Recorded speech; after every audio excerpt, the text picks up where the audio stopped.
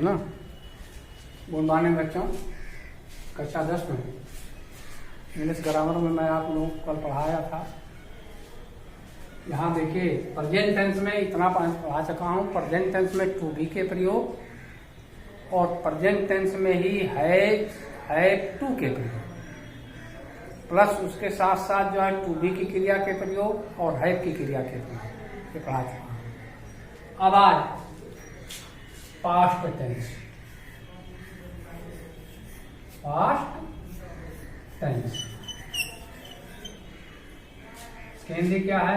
भूतकाल। भूतकाल।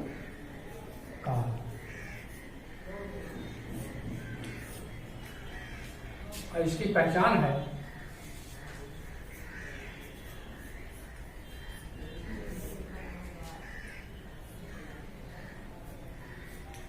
हिंदी वाक्य के अंदर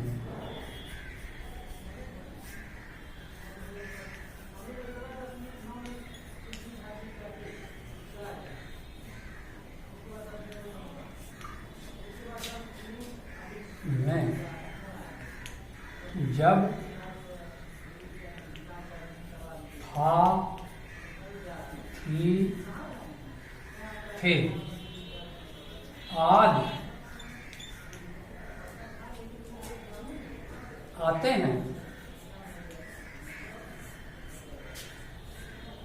आते हैं, तो ऐसे वाक्य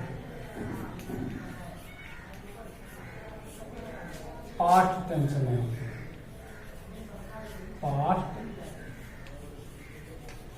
टेंस ब्रैकेट में भूत काल में होते हैं। ये तो पहचान इसकी। इसके पहले मैंने बताया था कि टेंस तीन प्रकार के, प्रेजेंट टेंस, पास्ट टेंस और फ्यूचर टेंस। प्रेजेंट की पहचान मैंने बताया था कि हिंदी का एक हा अक्षर, और पास्ट की पहचान है हिंदी का था अक्षर। हिंदी का कौन सा अक्षर? था अक्षर है। अगर वाक्य के अंत में था आया है तो निश्चित रूप से ये पास्ट टेंस में है। और तमाम है इसके में, ये देखो था अक्षर, था, या और आ, देख रहे हैं ये तीन अक्षर ऐसे हैं ये जो पास्ट की पहचान बताते हैं। किसकी? पास्ट टेंस की। तो ये तीन है जैसे, तो इसमें अब मैं आप लोगों को जो है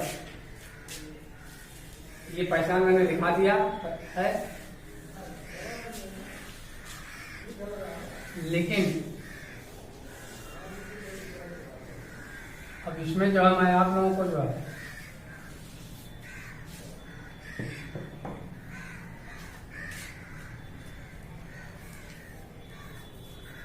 पास्ट टेंस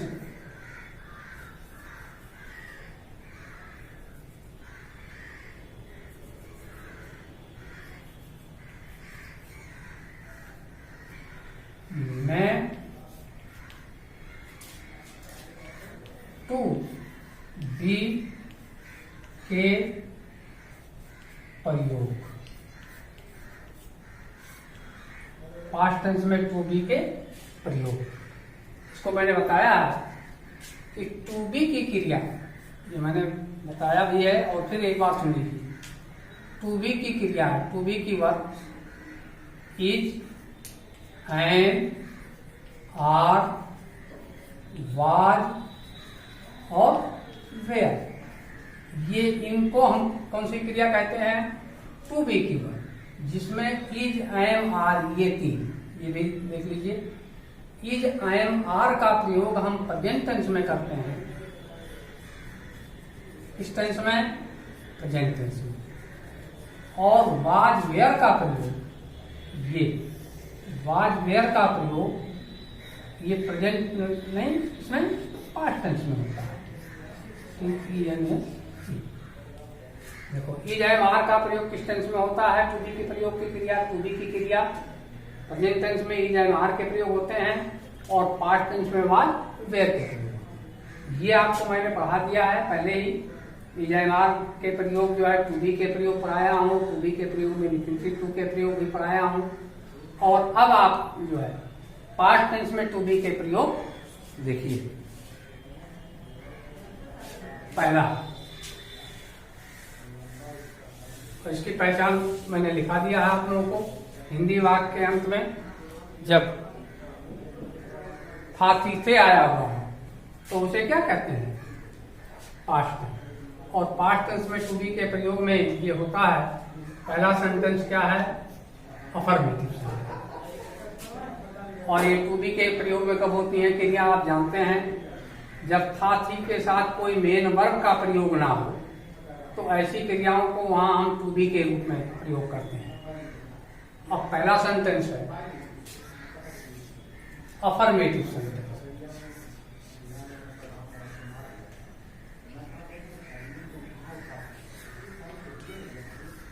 अफर्मेटिव सेंटेंस साधारण वाक्य।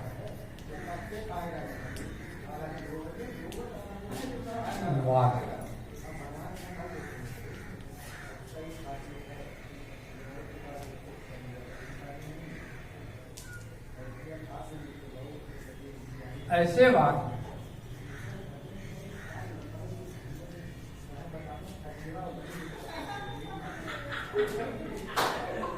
जिसमें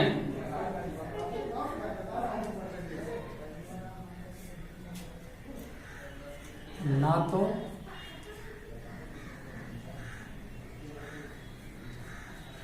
कार्य को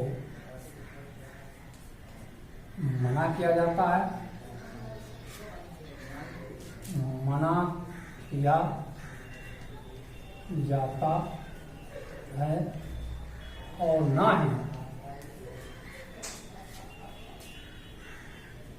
ना ही प्रश्न पूछा जाता है।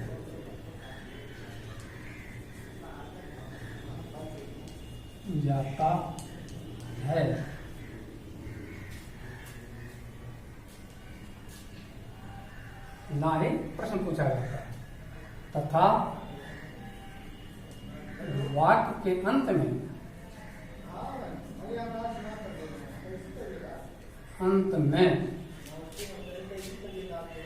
था थी थे के प्रयोग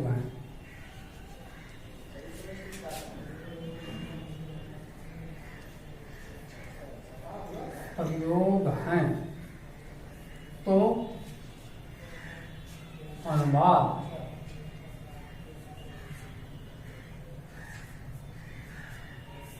निम्नानुसार होता है।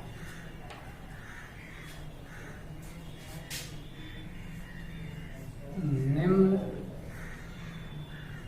अनुसार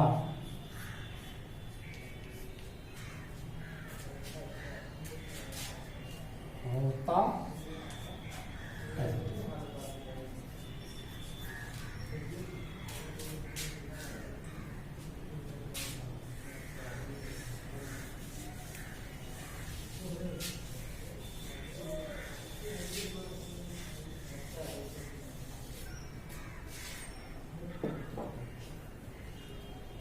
नियम है इसका,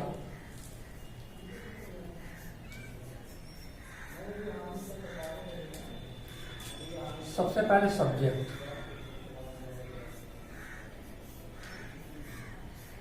सब्जेक्ट मीन्स कर्ता, फिर टू बी की वर्ब, और टू बी की वर्ब है इसकी, क्योंकि ये पास्ट टेंस की बात चल रही है, इसकी क्रिया है वाज और वेयर। और ये सब्जेक्ट के अनुसार प्रयोग होता है। सिंगुलर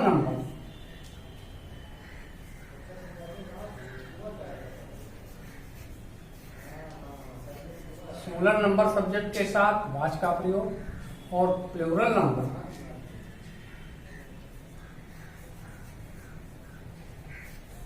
सब्जेक्ट के साथ वेयर का प्रयोग। हाँ, यहाँ एक नोट करें आप लोग, आई के साथ हमेशा वाज का प्रयोग होता है। अभी मैं लिखवा दे रहा हूं। और अंत में कॉम्प्लीमेंट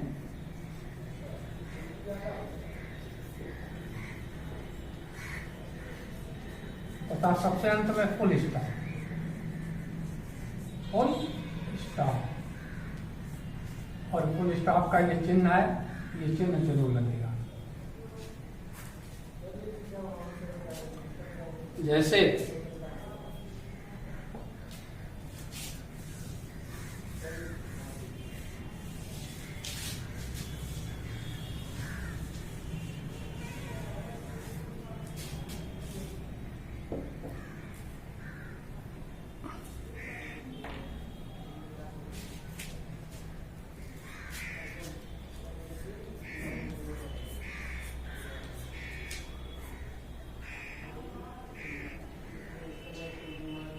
मोहन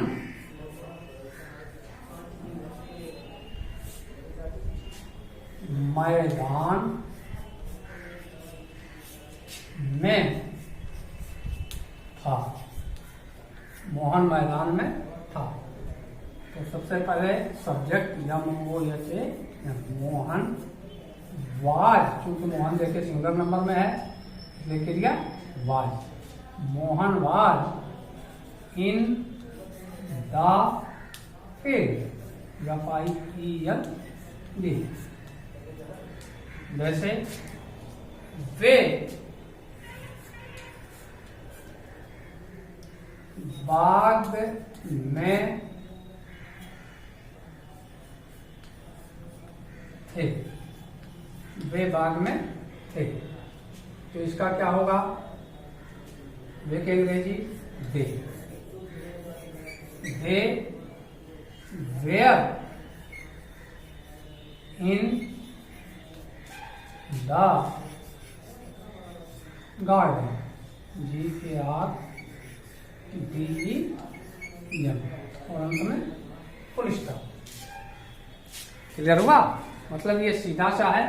अगर सब्जेक्ट जो है सिंगल नंबर में है तो उसके साथ टू बी की क्रिया पास्ट टेंस में वाज का प्रयोग होता है, और यदि सब्जेक्ट जो है प्लूरल नंबर में है तो पास्ट टेंस में टू बी की क्रिया वेयर के प्रयोग होते हैं। बाकी अंत में जो है कॉम्प्लीमेंट लिखते हैं और सबसे अंत में फुल स्टॉप के प्रयोग होते हैं। अब यहाँ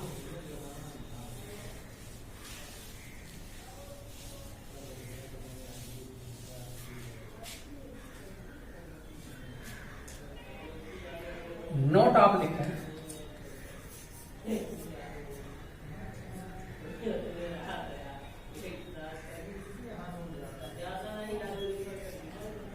थर्ड पर्सन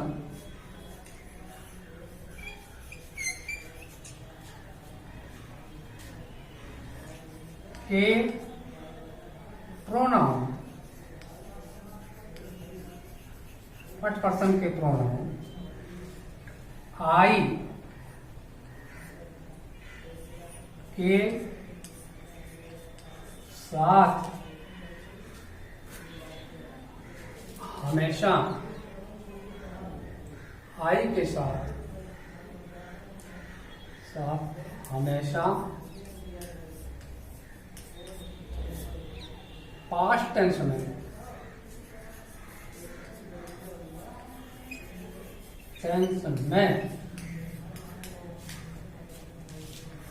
टू बी की क्रिया, टू बी की क्रिया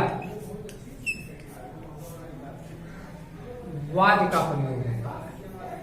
वाज का प्रयोग होता है। जैसे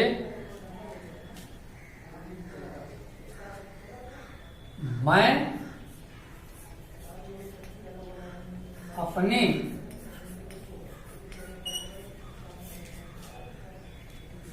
अपने कक्षा में था। मैं अपनी कक्षा में था। तो क्या होगा, I was in my class, और अंत में फुल स्टॉप। एक ध्यान देंगे आप लोग, क्योंकि ये आई जो है ये किसी टेंस में जो है प्लूरल नंबर में प्रयोग होता है, लेकिन किसी टेंस में ये सिंगुलर नंबर में प्रयोग होता है। और कहीं आई के लिए स्पेशल वर्ब बनी है, जैसे प्रेजेंट टेंस के टू बी के प्रयोग में मैंने पढ़ाया है आप लोगों को कि एम केवल आई के साथ प्रयोग होता है, बाकी वो सिंगुलर नंबर या प्लूरल नंबर क्रिया के साथ प्रयोग नहीं होता। उसी प्रकार से जो है वाज का प्रयोग आई के साथ, पास्ट टेंस में टू बी के प्रयोग में वाज का प्रयोग होता है आई के साथ, और यही वाज जो है सिंगुलर नंबर सब्जेक्ट के साथ ही प्रयोग होता है। बात समझ में आई क्या? तो इस तरह से ये आई के साथ कभी भी वेयर का प्रयोग नहीं होता है।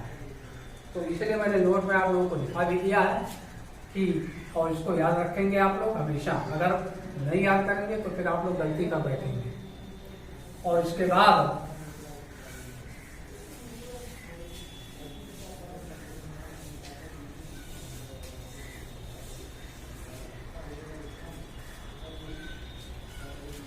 दूसरा सेंटेंस है नेगेटिव सेंटेंस।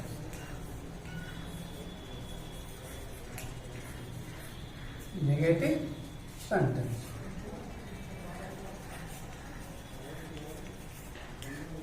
ब्रैकेट में नकारात्मक वाक्य,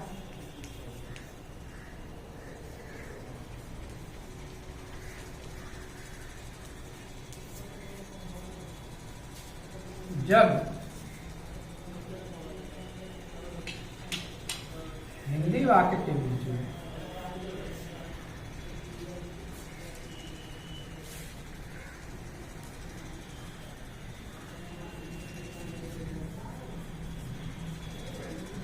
मैं नकारात्मक शब्द नहीं या कभी नहीं, कभी नहीं के प्रयोग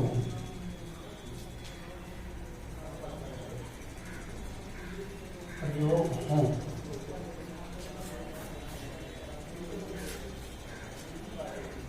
तथा वह वाक्य पास्ट टेंस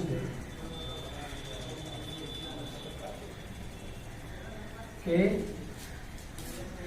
टू बी के प्रयोग में, टू बी के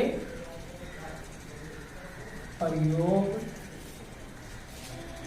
में है, तो अनुवाद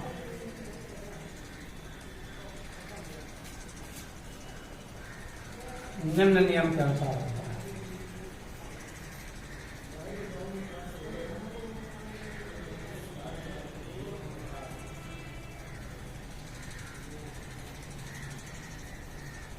अनुसार होता है।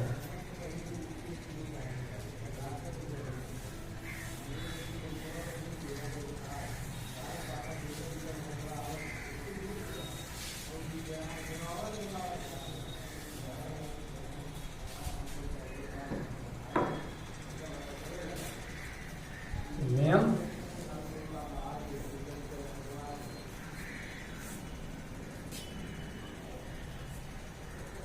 सबसे पहले सब्जेक्ट,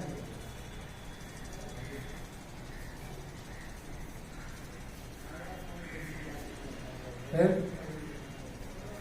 टू बी की क्रिया,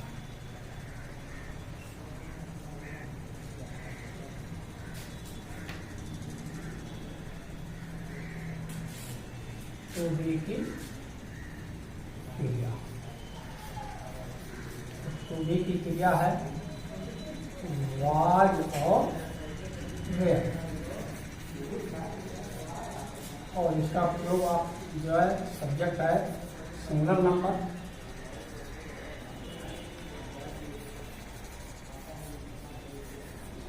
सब्जेक्ट के साथ बाद और प्लूरल नंबर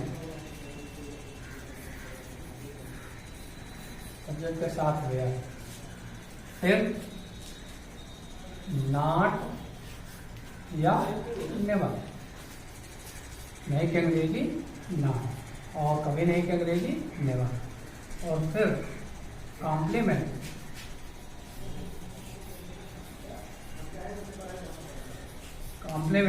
तथा सबसे अंत में फुल स्टॉप।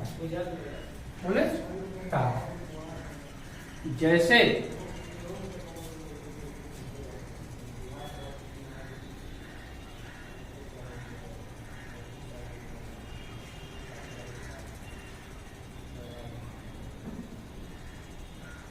शेर